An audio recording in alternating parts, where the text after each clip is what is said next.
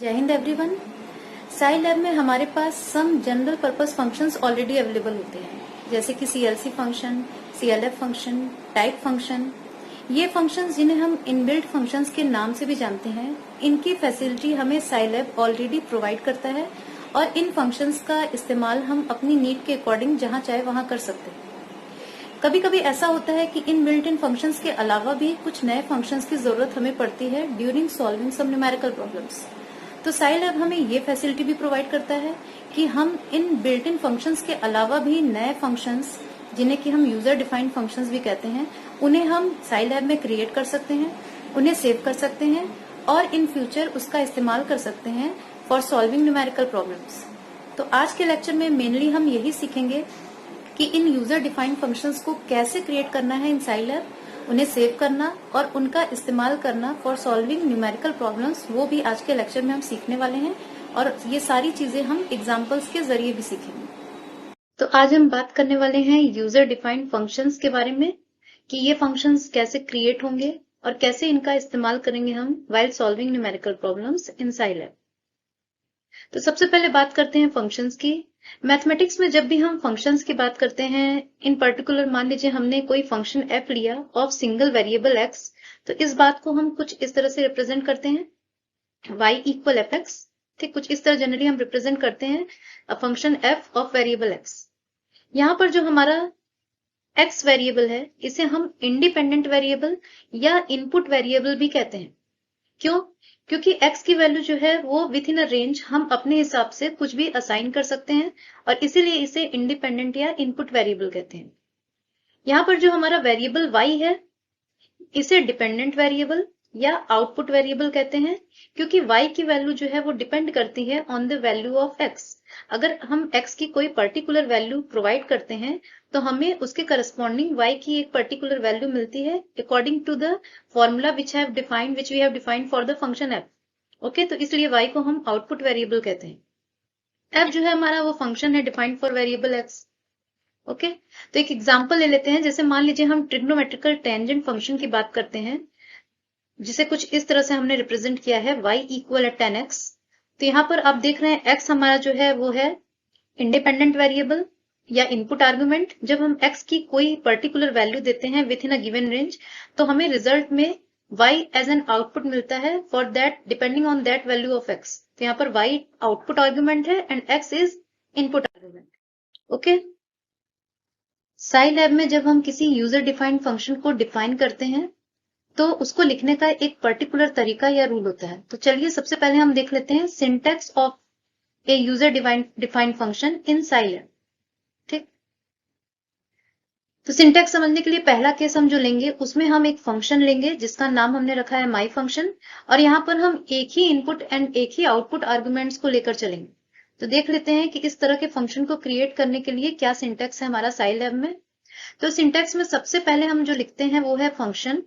Function type करते हैं, उसके बाद जो भी हमने आउटपुट आर्गुमेंट का नोटेशन लिया है वो इक्वल, फिर फंक्शन का नाम जो कि यहाँ पर हमने माई फंक्शन लिया है, और फिर इनपुट आर्गुमेंट को सिंगल स्मॉल ब्रैकेट में लिखते हैं। ठीक है, तो ये हमारा फर्स्ट लाइन हो गई। उसके बाद आता है हमारा फंक्शन बॉडी, जो कि मैथमेटिकल एक्सप्रेशन होता है फॉर द फंक्शन एफ, और नेक्स्ट इसके बाद हमारा आता है एंड फंक्शन। ठीक है, तो आपने देखा कि ये जो ऊपर सिंटैक्स लिखा हमने, इसमें ये हमारा जो फंक्शन था उसका नाम हमने माई फंक्शन लिया और एक input argument and one output argument को लेकर हमने ये सिंटैक्स बनाया। फंक्शन जो सिंटैक्स हमारा है वो स्टार्ट हो रहा था कीवर्ड फंक्शन से और फिनिश हो रहा था कीवर्ड एंड फंक्शन पे, और इन दो function and and function keywords के बीच में हमारा आता है function body which gives the numerical expression for the function F. अब इस बात को या इस सिंटैक्स को अच्छे से समझने के लिए चलिए नेक्स्ट हम एक एग्जांपल लेते हैं ताकि चीजें और अच्छे से क्लियर हो जाए। ठीक है, तो हमने एक एग्जांपल लिया जहां पर हमें क्या करना है, हमें इस स्क्वायर का पेरीमीटर निकालना है। आपको दिख रहा होगा length of each side of the square is 8। ठीक, तो पेरीमीटर निकालने के लिए हम जानते हैं कि perimeter of square is given by perimeter equal to 4 into length of side of square. और इस बात को कुछ हम इस तरह से लिख सकते हैं P इक्वल 4 इंटू ए, जहां पर P हमारा पेरीमीटर को रिप्रेजेंट कर रहा है एंड A जो है वो length of each side of the square है। तो हम कह सकते हैं कि ये हमारा जो प्रॉब्लम है, यहाँ पर एक सिंगल इनपुट आर्गुमेंट है a, सिंगल आउटपुट आर्गुमेंट है p, और हमारा फंक्शन जो है वो है पेरीमीटर। ओके, तो इस फंक्शन को, जिसका नाम यहाँ पर हमने पेरीमीटर लिया है और जिसके पास एक इनपुट वेरिएबल है small a and one output variable है p, इसको जब हम क्रिएट करते हैं साइलैब में, तो हमें किस तरह से सिंटैक्स लिखना होगा, चलिए उसे हम साइलैब में टाइप करके देखते हैं। टाइप करना है तो सबसे पहले हमने साई नोट को लॉन्च किया। अब यहाँ पर हम क्या करेंगे, यहाँ पर जाकर हम अपना जो भी सिंटैक्स है फंक्शन क्रिएट करने का उसको लिखेंगे। तो हमारा ये सिंटैक्स होता है, ये हम ऑलरेडी अभी देख चुके हैं कि सिंटैक्स हमारा जो होता है for function named my function, जिसके पास एक इनपुट आर्गुमेंट एक ही आउटपुट आर्गुमेंट है, तो उसका सिंटैक्स कुछ इस तरह से होता है, जो स्टार्ट होता है कीवर्ड फंक्शन से और फिनिश होता है कीवर्ड एंड फंक्शन पे, और बीच में यहाँ पर हमारी फंक्शन बॉडी। तो यहाँ पर आउटपुट आर्गुमेंट की जगह हम इस एग्जाम्पल में हमने कैपिटल P नोटेशन लिया है पेरीमीटर के लिए, तो ये हमारा हो गया P। माई फंक्शन यहाँ पर जो है नेम ऑफ द फंक्शन, इसकी जगह हम चाहें तो कोई दूसरा नाम भी ले सकते हैं। तो यहाँ पर क्योंकि हम पेरीमीटर कैलकुलेट कर रहे हैं फॉर द स्क्वायर, तो हम ले सकते हैं name of the function as perimeter. ठीक, और उसके बाद इनपुट आर्गुमेंट यहाँ पर हमारा जो है वो length of side of the square है, और वो उसके लिए हम लोगों ने यहाँ पर स्मॉल a नोटेशन लिया था, तो ये हमने स्मॉल a टाइप कर दिया। तो ये फर्स्ट लाइन जो सिंटैक्स की थी वो हमारी कंप्लीट हो गई। फंक्शन बॉडी में हम क्या करते हैं, हम मैथमेटिकल एक्सप्रेशन लिखते हैं फॉर द फंक्शन। यहाँ पर हमारा फंक्शन है पेरीमीटर, और पेरीमीटर निकालने का फॉर्मूला हम जानते हैं क्या होता है, 4 मल्टीप्लाइड विथ a। ठीक है, तो ये हमने मैथमेटिकल एक्सप्रेशन भी लिख दिया। लास्ट लाइन में हमारा एंड फंक्शन है। तो चलिए इस प्रोग्राम को एग्जीक्यूट कराते हैं, उसके पहले सेव करना होगा। तो यहाँ आप देख रहे हैं सेव एंड एग्जीक्यूट बटन है, इसे हम क्लिक करेंगे। ठीक, ये जाकर हमारा जहां पर भी हम जिस लोकेशन पे चाहे तो सेव कर सकते हैं। तो ये चल रही है, मैंने डेस्कटॉप पे इसको सेव कर दिया विद द नेम पेरीमीटर। यहाँ पर हमारा सेव हो गया ये। ठीक, अब क्या करेंगे, ये देखिए हमारा प्रोग्राम जो है वो एग्जीक्यूट हो गया। ये आप देख रहे होंगे कि हमारे जो प्रोग्राम था ये एग्जीक्यूट हो गया है। अब इस प्रोग्राम को रन कराने के लिए हमें क्या करना है, हमें एक ही वैल्यूज को यहाँ पर फिल करना है। ठीक है, जो साइड है हमारा length of side of the square, वो हमें यहाँ पर एज इनपुट देना है। तो वो एंट्री हम कैसे करेंगे, यहाँ पर ये कमांड प्रॉम्प्ट के आगे, उसके लिए हम सबसे पहले क्या लिखेंगे, जो हमारा फंक्शन बॉडी था उसी तरह हमें कुछ यहाँ पर टाइप करना है। हमने लिखा P इक्वल, फिर नेम ऑफ द फंक्शन जो था हमारा वो पेरीमीटर, और उसके बाद सिंगल ब्रैकेट के अंदर हम क्या देंगे, सिंगल ब्रैकेट के अंदर हम लेंथ की वैल्यू देंगे, स्मॉल a की वैल्यू। चलिए मान लीजिए हमने लेंथ 7 दे दिया, स्मॉल a की वैल्यू 7 दे दी। अब इसे हम एंटर करते हैं, तो देखिए हमारा पेरीमीटर जो है उसका लेंथ जो है वो पेरीमीटर की वैल्यू 28 मिल गई, क्योंकि 7 मल्टीप्लाइड विथ 4 हम करेंगे तो हमें पेरीमीटर जो है वो 28 मिलेगा। ठीक, नेक्स्ट केस में हम एक फंक्शन लेंगे जिसका नाम हम रखेंगे माई फंक्शन, जैसा कि हमने पिछले केस में भी लिया था। और यहाँ पर हम 2 input arguments and 2 output arguments को लेकर चलेंगे। तो चलिए सिंटैक्स देखते हैं इस फंक्शन के लिए। तो जैसे हमने पिछले केस में देखा था, सबसे पहले हम टाइप करेंगे फंक्शन, उसके बाद अगर नंबर ऑफ आर्गुमेंट्स हमारे एक से ज्यादा हैं, तो हमें उन सारे आर्गुमेंट्स को स्क्वायर ब्रैकेट के बीच कॉमा लगाकर अलग अलग लिखना है। जैसे यहाँ पर हमने 2 आउटपुट आर्गुमेंट्स लिए हैं, पहला है आउटपुट arg1 और दूसरा है आउटपुट arg2। तो दोनों को हमने कॉमा से सेपरेट किया और दोनों को स्क्वायर ब्रैकेट के अंदर रखा। ठीक, फिर हमने यहाँ पर लिखा नेम ऑफ द फंक्शन, जो कि यहाँ पर भी हमने माई फंक्शन नाम लिया है। उसके बाद अगर इनपुट आर्गुमेंट्स का नंबर भी एक से ज्यादा है, तो उन्हें हम कॉमास के जरिए सेपरेट करेंगे और स्मॉल ब्रैकेट जो है उसके अंदर रखेंगे। जैसे यहाँ पर हमने 2 इनपुट आर्गुमेंट्स लिए थे, पहला है हमारा इनपुट आर्गुमेंट 1 और दूसरा है इनपुट आर्गुमेंट 2। इन दोनों को हमने स्मॉल ब्रैकेट के अंदर रखा है और दोनों के बीच में कॉमा लगाया है। नेक्स्ट लाइन पिछले केस में जैसे हमने देखा था, नेक्स्ट हमारा सिंटैक्स में जो नेक्स्ट लाइन है वो है फंक्शन बॉडी, जो मैथमेटिकल एक्सप्रेशन होता है जो फंक्शन को डिफाइन करता है, और लास्ट में हम लिखते हैं एंड फंक्शन। ओके, तो ये हमारा ऊपर जो सिंटैक्स था उसमें हमारा जो फंक्शन था उसका नाम था माई फंक्शंस, 2 इनपुट आर्गुमेंट्स थे एंड 2 आउटपुट आर्गुमेंट्स थे।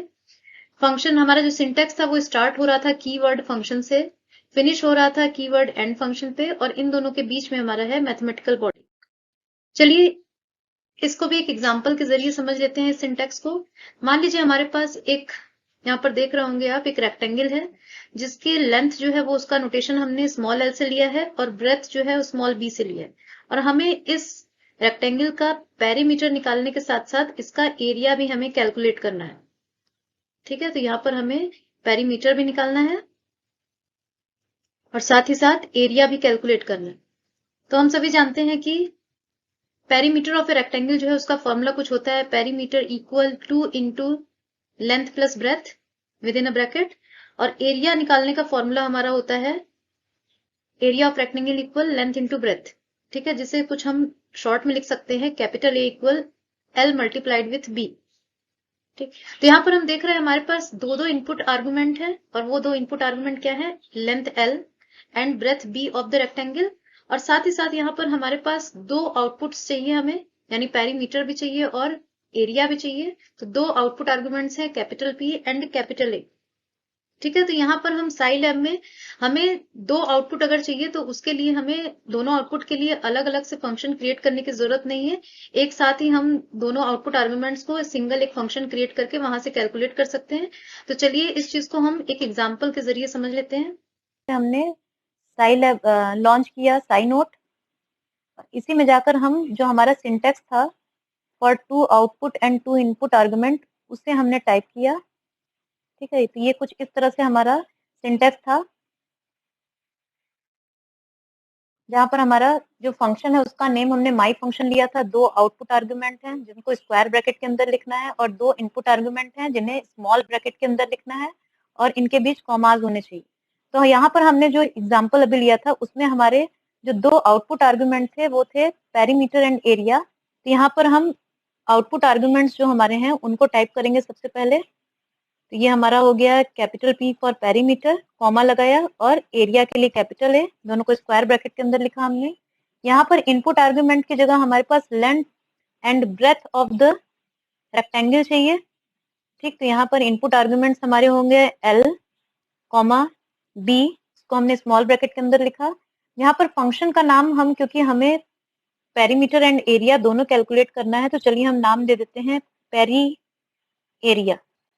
ये हमने एक फंक्शन क्रिएट किया जिसका नाम हमने रखा पेरी एरिया, जो कि पेरीमीटर एंड एरिया क्रिएट करेगा फॉर द रेक्टेंगल जिसका लेंथ एंड ब्रेथ हमें पता हो। अब फंक्शन बॉडी हमें पता है, यहाँ पर हमें मैथमेटिकल एक्सप्रेशन लिखना है, फॉर्मूला लिखना है। तो पेरीमीटर के लिए हमारा फॉर्मूला होगा P इक्वल, पता है हमको कि क्या होता है, 2 multiplied with L plus B. ठीक है, तो हमने वो टाइप किया। नेक्स्ट हमें यहाँ पर 2 मल्टीप्लाई का साइन लगाना है, स्टार। ठीक है, और नेक्स्ट एरिया के लिए एरिया ऑफ रेक्टेंगल का फॉर्मूला भी हम टाइप करेंगे, वो है हमारा capital A equal L multiplied with B. ठीक है, तो हमने ये दोनों टाइप कर दिया। लास्ट में एंड फंक्शन हमारा सिंटेक्स में है। तो चलिए इस प्रोग्राम को भी सेव करते हैं एंड फिर कराते हैं। सेव एंड एग्जीक्यूट ऑप्शन पे हमने क्लिक किया। ठीक, इसको जाकर हमने डेस्कटॉप पे या जहाँ पे हमारा मन हो, जिस भी फोल्डर में, वहां सेव करेंगे। यहाँ नाम हमने दे दिया पेरी एरिया, ये हमने सेव किया। ठीक है, तो ये देखिए कंसोल विंडो में ये हम देख रहे हैं कि हमारा प्रोग्राम जो है एग्जीक्यूट हो गया। अब हमें इनपुट्स देने हैं, यानी लेंथ एंड ब्रेथ की वैल्यूज एंटर करनी है। तो हमें उसके according he perimeter and area जो है रेक्टेंगल का वो मिलेगा। तो चलिए यहाँ पर कैसे कमांड प्रॉम्प्ट के आगे हमें इनपुट देना है वो भी देख लेते हैं। सबसे पहले हम जो हमारे इनपुट आर्ग्यूमेंट्स थे वो स्क्वायर ब्रैकेट के अंदर थे, तो वो हमने वैसे ही जैसे फंक्शन बॉडी में हमने टाइप किया था वैसे ही टाइप करेंगे। तो हमारा हो गया capital P comma capital A, उसके बाद इक्वल साइन, उसके बाद हमारा फंक्शन का नाम जो था पेरी एरिया वो हमने लिखा, और उसके बाद स्मॉल ब्रैकेट के अंदर हमें जो इनपुट आर्गुमेंट्स हैं हमारे वो लिखने हैं। तो यहाँ पर लेंथ एंड ब्रेथ हमको देना है। तो लेंथ हमने मान लिया चलिए 3 एंड ब्रेथ हमने ले लिया 4, जिनको कॉमा लगाकर हमने स्मॉल ब्रैकेट के अंदर लिखा। अब हम एंटर करते हैं। एंटर किया हमने, तो देखिए पेरीमीटर हमारा हो गया 14, 3 एंड 4 हमारे लेंथ एंड ब्रेथ है, तो इसको सम करने पे हमें मिलेगा 7। और जब इसे 2 से मल्टीप्लाई करेंगे पेरीमीटर निकालने के लिए, तो 7 इंटू 2 यानी 14 हमारा हो गया पेरीमीटर। और एरिया कैसे मिलेगा, एरिया हमें मिलेगा लेंथ एंड ब्रेथ को मल्टीप्लाई करने पे, यानी 3 एंड 4 को मल्टीप्लाई करने पे, और वो हमें मिला 12। तो एरिया हमारा यहाँ पर हो गया 12। तो कुछ इस तरह से हम जो है आउटपुट हमें मिल सकता है अगर हम इस तरह से कमांड प्रॉम्प्ट के आगे इनपुट करें वेरिएबल्स की वैल्यूज। सो इन जनरल अगर हम कोई ऐसा एक फंक्शन लेते हैं जिसका नेम माई फंक्शन है और n input arguments and m output arguments है हमारे पास, तो उसका सिंटेक्स कुछ इस तरह से होगा। सबसे पहले हम लिखेंगे फंक्शन, उसके बाद हमारे जितने भी आउटपुट आर्ग्यूमेंट है यहाँ पर, जैसे हमने m आउटपुट आर्ग्यूमेंट्स को लिया है, ठीक है, तो इन सारे आउटपुट आर्ग्यूमेंट्स को हम कॉमा के जरिए सेपरेट करते हुए लिखेंगे विद इन स्क्वायर ब्रैकेट। ये ध्यान रखना है, यहाँ पर हमें स्क्वायर ब्रैकेट लगाना है। उसके बाद इक्वल साइन और फिर हम लिखेंगे अपने फंक्शन का नाम, जो कि यहाँ पर है माई फंक्शन। और उसके बाद हमारे जितने भी इनपुट आर्ग्यूमेंट्स है, जैसे इस केस में हमने n इनपुट आर्ग्यूमेंट्स लिए थे, तो यहाँ पर इन सारे इनपुट आर्ग्यूमेंट्स को एक साथ कॉमास लगा के सेपरेट करते हुए स्मॉल ब्रैकेट के अंदर लिखेंगे। तो ये हमारा फर्स्ट लाइन हो गया सिंटेक्स का। नेक्स्ट हमारा फंक्शन बॉडी होगा और लास्ट में फिर हमारा वही and function. Okay, thanks for watching.